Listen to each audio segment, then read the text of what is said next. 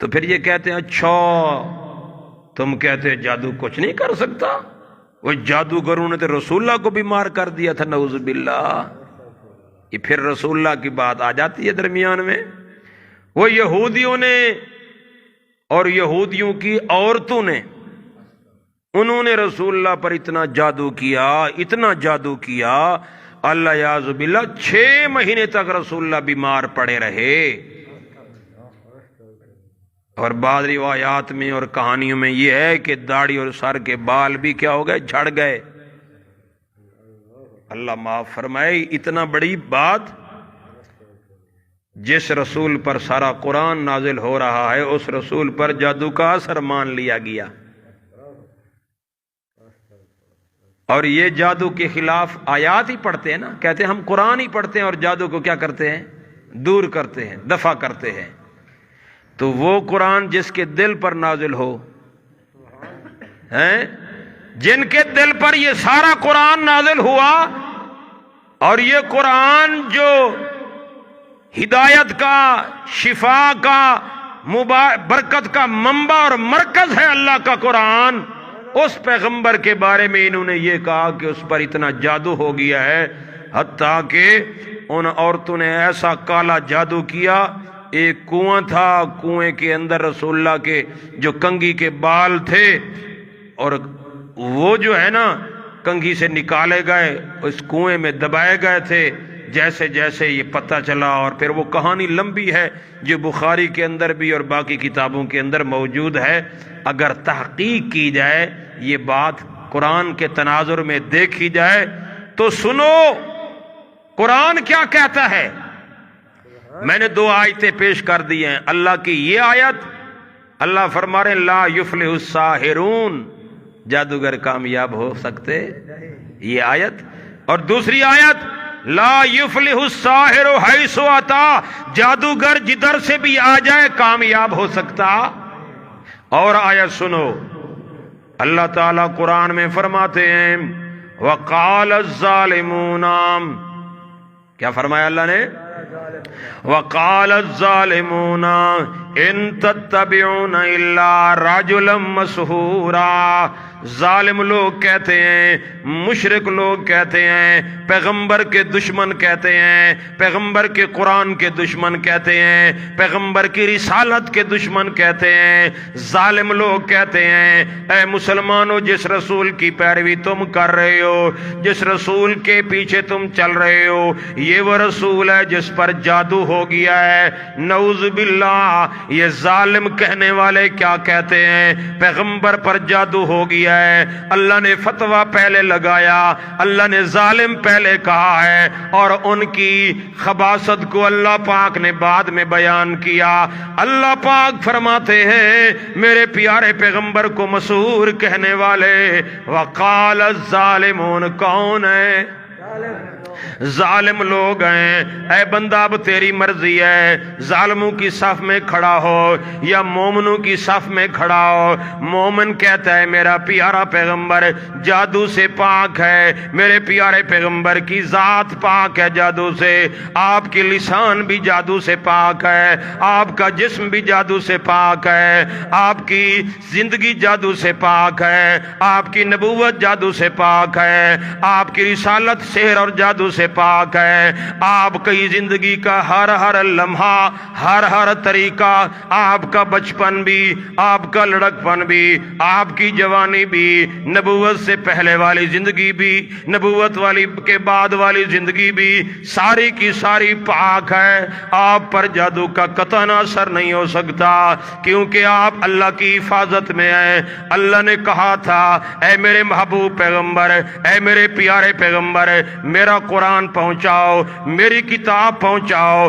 میرے قرآن کا درس دو۔ میں وعدہ کرتا ہوں میرے پیارے پیغمبر، میں کیا وعدہ کرتا ہوں؟ واللہ یعصمک من الناس، میں لوگوں کے شر سے آپ کو بچا لوں گا، میں لوگوں کے مکر سے آپ کو بچا لوں گا، میں لوگوں کے فریب سے آپ کو بچا لوں گا، میں لوگوں کے تمام تر جنتر منتر سے آپ کو بچا لوں گا۔ یہ میری حفاظت ہے اور جو پیغمبر اللہ کی حفاظت میں آ گیا ہو، جس کو اللہ پاک نے محفوظ کر لیا ہو، اس پیغمبر پر جادو کا اثر ماننا یہ کتنا بڑا ظلم ہے، کتنی بڑی زیادتی ہے۔ اس لیے قرآن کیا کہتا ہے کہ میرے پیارے پیغمبر پر جادو کا اثر ماننے والے وقال الظالمون کون ہے؟ اب سوچیں، قرآن جتنا سنا لوگ کہتے ہیں وہ روایت میں آ گیا جی، وہ حدیث میں آ گیا ہے۔ وہ قرآن لا ریب ہے، حدیث لا ریب، تجھے کیا پتہ وہ رسول اللہ نے فرمایا ہے کہ نہیں فرمایا؟ نسبت کی ہے رسول اللہ اما عائشہ رضی اللہ تعالی عنہ کی طرف نسبت کی ہے کہ اما جان فرماتی ہیں جی سحر علی النبی، رسول اللہ پر جادو کیا گیا، پھر ساری کہانی اس میں بیان کر دی گئی ہے۔ اور میرے دوستو اس کہانی کے اندر جو باتیں کی گئی ہیں وہ سراسر میرے پیارے پیغمبر کی توہین ہے۔ اللہ یعوذ باللہ، رسول اللہ کے بارے میں کہانی لکھنے والے نے، گھڑنے والے نے گھڑ کر یہ کہا کہ نعوذ باللہ رسول اللہ کھانا کھاتے تھے، پتہ نہیں کھانا کھایا ہے کہ نہیں کھایا۔ اور آگے کیا کہتا ہے؟ رسول اللہ اپنی بیویوں کے ساتھ مباشرت کرتے تھے، پتہ نہیں اپنی بیویوں کے پاس گیا ہوں یا نہیں گیا، کیا کیفیت ہے۔ اللہ یعوذ باللہ میرے معزز سامعین، وہ پیغمبر جس کا ایک ایک عمل، جس کا ایک ایک قول، جس کی ایک ایک بات، جس کا اٹھنا بیٹھنا کھانا پینا چلنا پھرنا، جس کی خوشی غمی دکھ سکھ ان ایمان والوں کے لیے بہترین نمونہ بن کر آئی ہے۔ اللہ پاک نے فرمایا لقد کان لکم فی رسول اللہ اسوۃ حسنہ، رسول اللہ تمہارے لیے بہترین نمونہ ہے جو اللہ پاک نے نمونہ بھیجا ہے۔ نعوذ باللہ انہوں نے کہا وہ نمونہ اتنا کمزور تھا، اس میں تو سحر آ گیا، اس میں تو جادو آ گیا، اس میں تو یہ باتیں ہو گئی۔ نہ جی، ہمارا عقیدہ قرآن نے بنایا ہے، ہم نے قرآن کا دامن پکڑنا ہے، روایتوں کا دامن نہیں پکڑنا۔ قرآن کے مقابلے میں جو روایت آئے گی وہ چھوڑ دی جائے گی، قرآن کے مقابلے میں جو کہانی آئے گی وہ چھوڑ دی جائے گی۔ قرآن پر ایمان لایا جائے گا، قرآن کی بات کو مانا جائے گا، کیونکہ قرآن پیغمبر کی عظمت بیان کرتا ہے، قرآن پیارے پیغمبر کی شان بیان کرتا ہے، قرآن پیارے پیغمبر کی عصمت بیان کرتا ہے، قرآن پیارے پیغمبر کا وقار بیان کرتا ہے، قرآن پیارے پیغمبر کی حفاظت بیان کرتا ہے، قرآن پیارے پیغمبر کی لیاقت بیان کرتا ہے، قرآن پیارے پیغمبر کی امانت بیان کرتا ہے، قرآن پیارے پیغمبر کی صداقت بیان کرتا ہے، قرآن پیارے پیغمبر کی طہارت بیان کرتا ہے، قرآن پیارے پیغمبر کی یقیناً پاکیزگی بیان کرتا ہے، قرآن پیارے پیغمبر کی ہر ادا بیان کرتا ہے۔ لہذا قرآن پر ایمان رکھو گے، رسول اللہ کی عظمت دل میں بیٹھے گی۔ قرآن ہے نا جی، اللہ کی کتاب پر ایمان لاؤ گے اور اللہ کی کتاب کا دامن پکڑو گے، کبھی گستاخی ہو سکے گی نہیں۔ یہ گستاخیاں کیوں ہو رہی ہیں؟ یہ گستاخی کا سب سے بڑی وجہ یہی ہے، ہم نے قرآن کو چھوڑا اور روایتوں میں پڑ گئے۔ رنگیلا رسول کتاب لکھی گئی، ایک سلمان رشدی نے اس پیارے پیغمبر کی ذات والا صفات پر کیچڑ اچھالا اس ظالم نے۔ دوستو اس نے پتہ ہے کہاں سے مواد لیا گستاخی کا؟ وہ ہماری کتابوں سے اس نے مواد لیا ہے۔ اس کا بھی مولانا سعید اسد صاحب نے کیا کیا ہے؟ انکار کیا انہوں نے کہ رسول اللہ کی ذات پر جادو کا اثر ہو سکتا ہی نہیں ہے۔ یہ ہشام کی روایت ہے، اور اس نے جا کر شام میں جا کر اس نے یہ باتیں بیان کی ہے۔ مدینے میں جب تھا اس کا کوئی شاگرد اس سے یہ روایت بیان نہیں کرتا، وہ آخری عمر میں سٹھیا گیا تھا، مختلف باتیں کہنے لگا تھا، اور اس کو یہ حیضہ ہو گیا تھا کہ میں کوئی روایتیں اپنی طرف سے بنا بنا کر جو ہے نا لوگوں کو پیش کروں تاکہ مجھے لوگ محدث جلیل کہیں، بڑا محدث۔ میرے معزز سامعین، پیارے پیغمبر صلی اللہ علیہ وسلم کی عظمت، فضیلت، مقام، رتبہ یہ سب سے بڑھ کر ہے۔ ہم راویوں کی بھیڑ چڑھا دیں آپ کی عظمت اور فضیلت کو، نعوذ باللہ، ایسا قطعاً نہیں ہو سکتا۔ رسول اللہ کی ادنا سی گستاخی، قرآن کیا کہتا ہے؟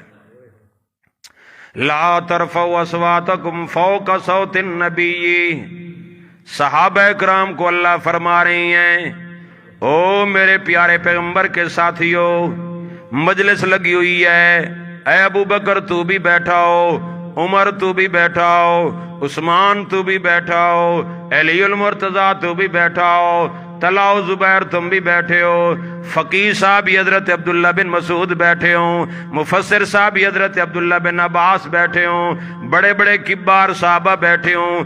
یاد کرو میرے پیارے پیغمبر کی مجلس لگی ہوئی ہو، اگر پیارے پیغمبر کی آواز سے تمہاری آواز کیا ہو گئی ہے؟ اللہ نے فرمایا لا ترفعوا اصواتکم فوق صوت النبی، اپنی آواز کو پیغمبر کی آواز سے بلند نہیں کرنا۔ اگر تم نے بلند کر دیا، اونچی کر دی آواز، اپنی آواز کو رسول اللہ کی آواز سے، تو اس آواز کو اونچا کرنے سے میرے پیارے پیغمبر کی توہین ہے، میرے پیارے پیغمبر کی گستاخی ہے، میرے پیارے پیغمبر کی شان عرفیہ کے خلاف بات آ جائے گی، میں اس کو برداشت نہیں کر سکتا۔ اس لیے میرے پیارے پیغمبر کی موجودگی میں اگر تم نے کوئی اونچی آواز سے بات کی ہے، انتہبت اعمالکم، میں تمہارے سارے اعمال کیا کر دوں گا؟ برباد کر دوں گا، ختم کر دوں گا۔ تمہاری نمازیں پھر میں نہیں دیکھوں گا، میں تمہاری صحابیت کو بھی نہیں دیکھوں گا۔ اگر تم نے میرے پیارے پیغمبر کی شان میں ذرہ برابر بھی گستاخی کی، وہ کون سی گستاخی؟ لا ترفعوا اصواتکم فوق صوت النبی، پیغمبر کی آواز سے اپنی آواز کو بلند، آواز کو بلند کرنے کی اللہ نے منع کیا اس سے۔ اگر آواز بلند ہو گئی تو کیا کروں گا؟ تے جڑا نبی کو آکھے کہ نبی تے جادو بھی تھی گئے، 6 سال دے لڑکے نکاح بھی کیتی کھڑن، تے او اندے اعمال قبول ہیں؟ سوچو سوچو سوچو۔